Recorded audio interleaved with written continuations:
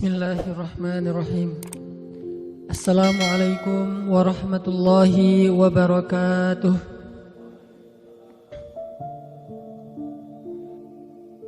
Alhamdulillahi rabbil alamin. Alhamdulillahilladzi hadana lihada.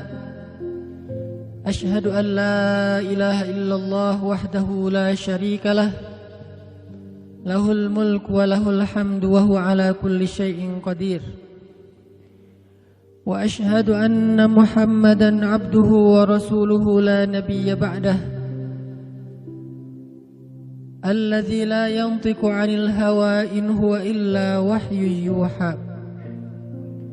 Allahumma salli wa sallim wa barik ala sayyidina wa habibina wa maulana Muhammadin wa ala alihi wa sahbihi wa man tabi'ahu ila yaumiddin.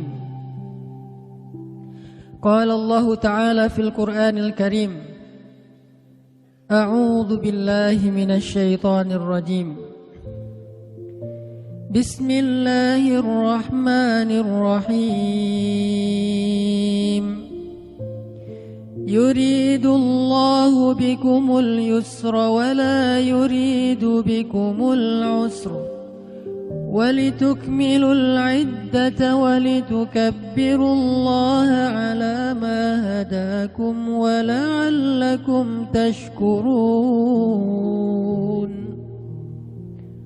Wa qala ta'ala, Al-yawma akmaltu lakum dinakum wa atmamtu alaikum ni'mati wa raditu lakumul islam dina. Jamaah salat Idul Fitri yang dirahmati Allah Subhanahu wa taala.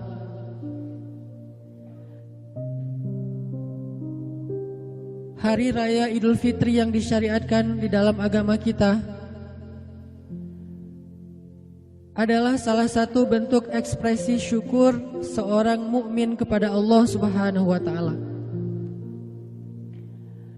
Apa bedanya syukur yang kita lakukan dengan bertakbir, yang kita lakukan dengan bertahlil, yang kita lakukan dengan cara datang ke tempat-tempat tanah lapang untuk melaksanakan sholat Id secara berjamaah, dengan syukur yang kita ekspresikan dengan bersedekah, yang syukur yang kita ekspresikan dengan cara mengucapkan alhamdulillah,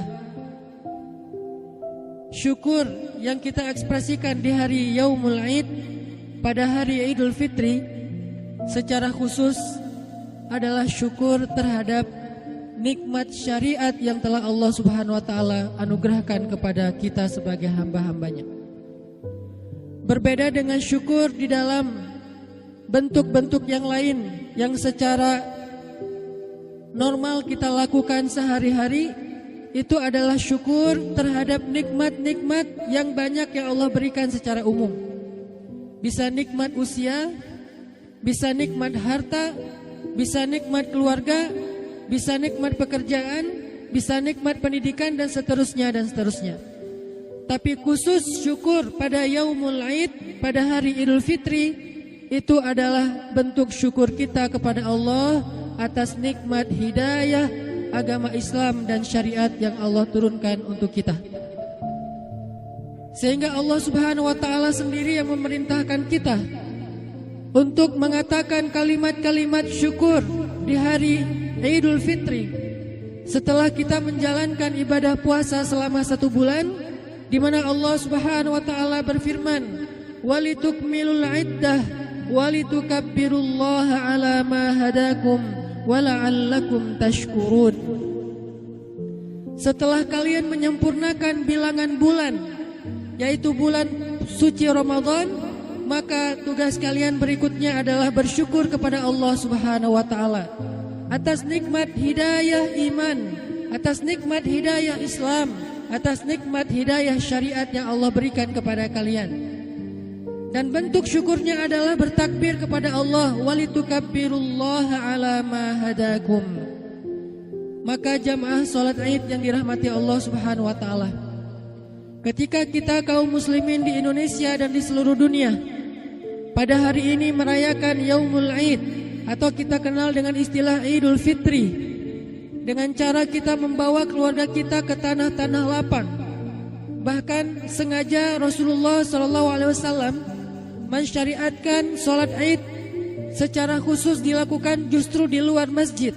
Walaupun boleh saja kita lakukan di dalam masjid dan itu tidak melanggar syariat, akan tetapi lebih baik dilakukan di luar masjid. Salah satu tujuannya adalah supaya semua orang bisa hadir, termasuk perempuan-perempuan yang sedang Allah uji dengan haid, yang dia tidak bisa masuk ke masjid tetapi dia tetap bisa hadir dalam majelis sholat Idul Fitri untuk bisa menikmati syukur kolosal yang dilakukan oleh hamba-hamba Allah Subhanahu wa taala. Walaupun dia tidak bisa melaksanakan sholat Id secara berjamaah, tetapi dia tetap bisa hadir dan duduk di antara para jamaah dan mendengar bacaan imam yang membaca surat-surat tentang kebesaran Allah, tentang nikmat-nikmat Allah, kemudian mendengar nasihat-nasihat dalam khutbah Id. Ini adalah semuanya bentuk dari syukur hamba kepada Allah atas nikmat hidayah syariat. Sehingga jemaah sekalian, jika kita membuka kembali lembaran sejarah tentang asal usul sholat Id pertama kali yang dilakukan oleh Nabi Muhammad Sallallahu Alaihi Wasallam, bahwa sholat Id pertama kali dilakukan oleh Nabi Muhammad itu adalah sholat Id pada tahun 2 Hijriah. Dan itu bertepatan dengan beberapa hari saja, sekitar 13 hari setelah terjadinya Perang Badar. Dan Perang Badar sendiri adalah perang yang pertama dilakukan oleh Rasulullah SAW. Dan puasa pada tahun 2 Hijriah itu adalah puasa yang pertama sekali disyariatkan kepada kaum muslimin, yang diawali oleh Rasulullah dan para sahabat radhiyallahu anhum. Jadi bisa dibilang pada tahun 2 Hijriah Allah Subhanahu wa taala memberikan banyak sekali hadiah syariat kepada kaum muslimin. Pertama, Allah menghadiahkan untuk mereka syariat jihad. Ini diberikan oleh Allah di awal tahun kedua Hijriah.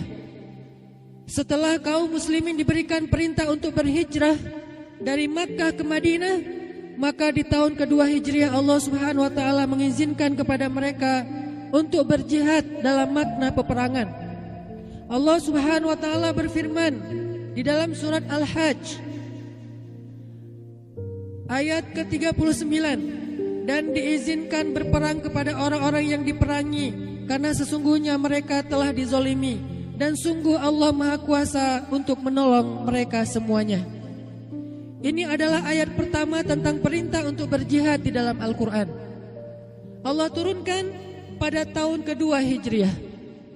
Tetapi waktu itu kaum muslimin belum diperintahkan untuk melakukan peperangan. Baru ada perintah bahwa jihad itu dibolehkan, bahwa peperangan itu jika mereka diserang, jika mereka dizolimi, maka itu dibolehkan. Tetapi Allah Subhanahu wa taala belum secara jelas menyuruh kaum muslimin untuk berangkat berjihad atau berperang.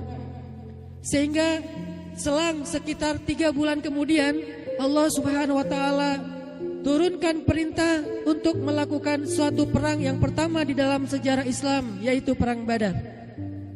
Diawali dengan rencana untuk mencegat karavan dagangnya Abu Sufyan yang baru datang dari perdagangannya di Syam. Kenapa kaum muslimin mencegat karavan dagang Abu Sufyan? Karena di dalam karavan dagang Abu Sufyan terdapat banyak sekali harta-harta yang dirampas oleh orang-orang Quraisy secara zalim dari kaum muslimin ketika mereka meninggalkan Mekah untuk berhijrah. Sehingga bisa dikatakan skenario awal dari Perang Badar itu adalah Allah Subhanahu wa taala meminta kaum muslimin untuk mengambil kembali harta mereka yang dirampas oleh Abu Sufyan. Lalu setelah mereka bersiap-siap untuk mencegat karavan dagang Abu Sufyan, tiba-tiba perintah Allah berubah.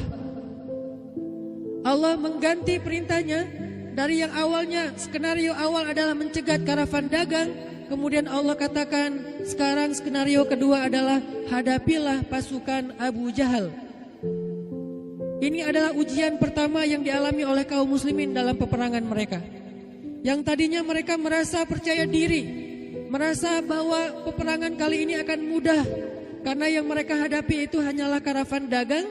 Tiba-tiba Allah mengganti skenario itu dengan menghadapi satu pasukan yang 3 kali lipat lebih banyak jumlahnya daripada kaum muslimin, yang dipimpin langsung oleh jenderal militer mereka yang terkenal, yaitu Abu Jahal, yang di dalamnya banyak kesatria-kesatria Mekah. Salah satunya adalah anaknya Abu Jahal, yaitu Ikrimah bin Abi Jahal, yang terkenal keberaniannya sehingga kaum muslimin sedikit ragu pada waktu itu.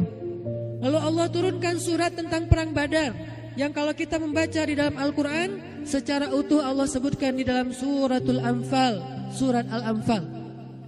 Setelah Allah subhanahu wa ta'ala meyakinkan kaum muslimin bahwa Allah tidak akan meninggalkan mereka, bahwa Allah akan menolong mereka, Allah menurunkan 1000 malaikat untuk membantu mereka, berbondong-bondong turun dari langit. Lalu Allah subhanahu wa ta'ala meneguhkan hati kaum muslimin. Terjadilah perang Badar pada tanggal 17 Ramadan. Dan sebelum itu Allah subhanahu wa ta'ala mensyariatkan kepada kaum muslimin, ya ayyuhalladzina amanu kutiba alaikumus siyam kama kutiba alal ladzina min qablikum la'allakum tattaqun. Beruntun syariat Allah wujudkan kepada kaum muslimin di tahun 2 Hijriah. Pertama adalah syariat untuk jihad, kemudian syariat untuk puasa, kemudian syariat untuk melakukan perang Badar. Dan setelah pulang dari kemenangan perang Badar, kaum muslimin disyariatkan untuk melakukan iktikaf pertama dalam sejarah Islam. Baru saja 3 hari pulang dari perang Badar, dan kaum muslimin mendapatkan kemenangan yang besar. Walaupun ada 13 orang di antara mujahid-mujahid Islam yang gugur syahid dalam perang tersebut, Allah subhanahu wa ta'ala memerintahkan mereka untuk beriktikaf di Masjid Nabawi. Sehingga mulailah Nabi dan para sahabat beriktikaf selama 10 hari terakhir di tahun 2 Hijriah tersebut. Setelah selesai masa iktikaf, Allah turunkan lagi syariat berikutnya, yaitu syariat zakat, yang kemudian kita kenal dengan istilah zakat fitrah. Berbeda dengan syariat zakat yang diturunkan di waktu yang lain, yang kita kenal dengan istilah zakat mal.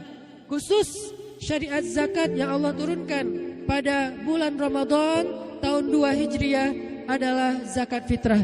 Allah subhanahu wa ta'ala berfirman di dalam surat At-Taubah ayat 103, khudh min amwalihim sadaqatan tutahhiruhum wa tuzakkihim biha wa salli alaihim inna salataka sakanun lahum wallahu sami'un alim. Ambillah zakat dari harta mereka untuk membersihkan mereka, mensucikan mereka, dan berdoalah untuk mereka. Sesungguhnya doamu itu ketentraman jiwa bagi orang-orang yang beriman, dan Allah Maha mendengar lagi Maha mengetahui.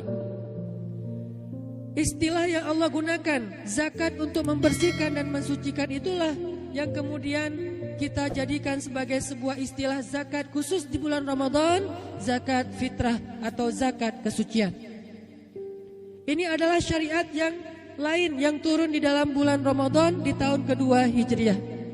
Setelah selesai syariat zakat fitrah, maka kemudian Allah subhanahu wa ta'ala turunkan lagi syariat untuk melaksanakan sholat Id untuk yang pertama kali dalam sejarah Islam, dengan cara banyak-banyak bertakbir, dengan cara bersedekah sebelum sholat Id, dengan cara makan dulu sedikit sebelum sholat Id, dengan cara menyuruh laki-laki dan perempuan, anak kecil dan orang dewasa, bahkan yang sedang berhalangan dengan haid, untuk menghadiri majelis sholat Id berjamaah. Sehingga ini menjadi sebuah kebahagiaan kolosal, kebahagiaan bersama di antara hamba-hamba Allah subhanahu wa ta'ala. Inilah sejarah awalnya terjadi sholat Id jamaah yang dirahmati Allah subhanahu wa ta'ala. Bahwa sholat Id Allah syariatkan sebagai bentuk syukur seorang hamba kepada Allah subhanahu wa ta'ala atas nikmat hidayah syariat, atas nikmat Islam. Sehingga siapapun yang berbahagia hari ini dengan Idul Fitri, maka kita belajar untuk berbahagia juga dengan semua syariat Allah subhanahu wa ta'ala, yang halal maupun yang haram. Banyak orang yang berbahagia dengan syariat-syariat yang halal, tetapi sedikit berat hati ketika Allah menyebutkan hal-hal yang haram dalam hidupnya. Seorang mukmin ketika dia merayakan dan berbahagia dengan Idul Fitri, seharusnya dia belajar dengan program syariat Idul Fitri itu adalah sebuah semangat menghargai nikmat Allah Subhanahu wa taala, semangat mensyukuri nikmat Allah Subhanahu wa taala. Dan dalam persepsi orang yang beriman, syariat itu bukan beban. Dalam perasaan orang yang beriman, syariat itu bukanlah tugas. Bahkan Allah Subhanahu wa taala menyebutkan di dalam surat tentang puasa, yuridullahu bikumul yusra wala yuridu bikumul usra. Allah ingin memudahkan kalian dan Allah tidak ingin menyusahkan kalian. Supaya apa? Supaya kita berpikir, jamaah sekalian, bahwa syariat Allah bukanlah kesusahan bagi kita. Toha ma anzalna alaikal qur'ana litashqa. Toha, tidaklah kami turunkan kepadamu Al-Quran untuk menyusahkan kamu, wahai Muhammad. Al-Quran bukanlah beban, syariat bukanlah kesusahan. Bahkan Allah menyebutkan di dalam surat Al-Maidah, al-yawma akmaltu lakum dinakum wa atmamtu alaikum ni'mati wa raditu lakumul Islam dinan. Allah menyebut syariat Islam, Allah menyebut agama Islam dengan istilah nikmati, nikmat dari aku untuk kalian wahai hamba-hambaku.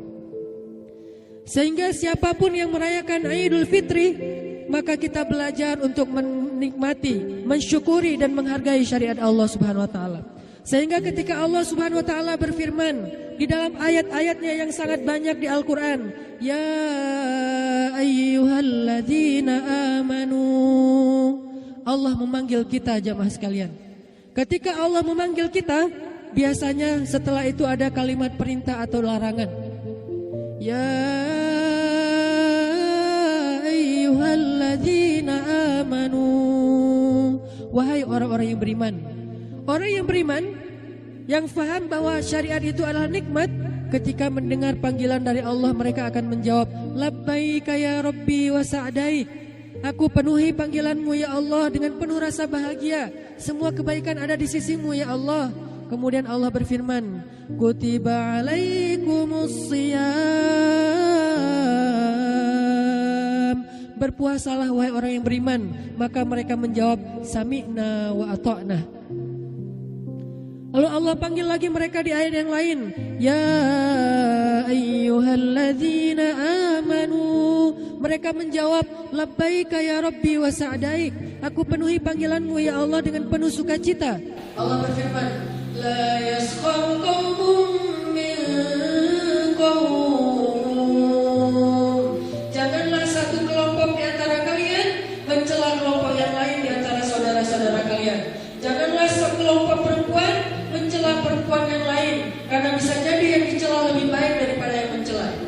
Allah panggil lagi, ya ayyuhalladzina amanu labbaika ya Rabbi wa sa'daik. Aku penuhi panggilanmu ya Allah dengan penuh sukacita. Allah berfirman, ijtanibu katsiran minadh-dhann. Jauhilah sebagian besar dari prasangka. Maka kita sebagai orang yang beriman, yang meyakini bahwa syariat itu adalah nikmat, seketika kita katakan sami'na wa ata'na. Kami mendengar perintah itu, maka kami pun taat ya Allah. Ini adalah ayat-ayat perintah. Begitu juga ayat-ayat larangan. Ketika Allah memanggil kita, ya ayyuhalladzina amanu, wahai orang-orang yang beriman, la ta'kulur riba. Janganlah sekali-kali kalian makan riba. Sami'na wa ata'na. Apapun perintah Allah, apapun larangan Allah, orang yang beriman akan menganggapnya sebagai sebuah anugerah, nikmat, dan dia akan merespon panggilan Allah, perintah Allah, larangan Allah itu dengan sukacita sambil mengatakan sami'na wa ata'na. Inilah bedanya orang yang beriman dengan orang yang belum tulus imannya, jamaah sekalian. Allahu Akbar, Allahu Akbar, Allahu Akbar walillahil hamd. Kalau kita membaca kisah-kisah para sahabat dahulu, ketika Allah Subhanahu wa taala menurunkan syariat ini kepada mereka. Syariat adalah sebuah konsep yang sudah utuh. Sebelum dia utuh, maka itu disebut dengan istilah tasyri'. Tasyri' adalah proses ketika Allah menurunkan syariat satu persatu. Tasyri' tentang masalah khamar. Lalu setelah mereka bersiap-siap untuk mencegat karavan dagang Abu Sufyan, tiba-tiba perintah Allah berubah. Allah mengganti perintahnya Dari yang awalnya skenario awal adalah mencegat karavan dagang, kemudian Allah katakan sekarang skenario kedua